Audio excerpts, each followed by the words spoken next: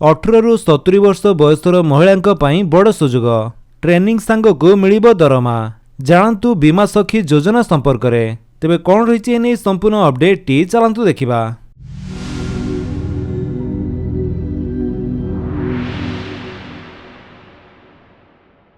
केंद्र सरकार देशर नागरिकों पई बहु नुआ योजना सब आणुछंती।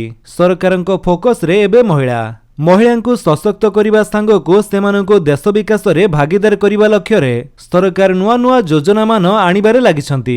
महिला मानक पई आउ एक योजना भेटी देबाकु जाउछंती प्रधानमंत्री।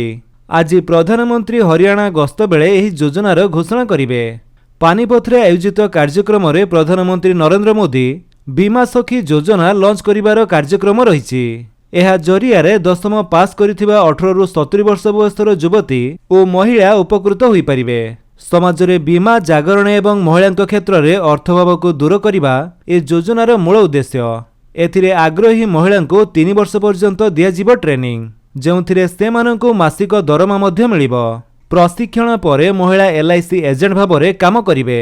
सेहीपरि ग्रेजुएट बीमा सखी को ट्रेनिंग पर LIC ऑफिस रे डेवलपमेंट ऑफिसर चाकरी प्रदान कराजिबो। एने प्रधानमंत्री महिला को नियुक्ति बीमा प्रमाणपत्र मध्य वितरण करिवे। ट्रेनिंग आरंभर प्रथम वर्ष महिला को 7,000 टंका, तापर वर्ष रे 6,000 एवं तृतीय वर्ष रे 5,000 टंका प्रदान करिवे। योजनार प्रथम सोपान रे 35,000 महिला को बीमा एजेंट भावे नियुक्त कराजिबो। एहा परे 50,000 महिला को सुविधा जोगाई दियाजिबो।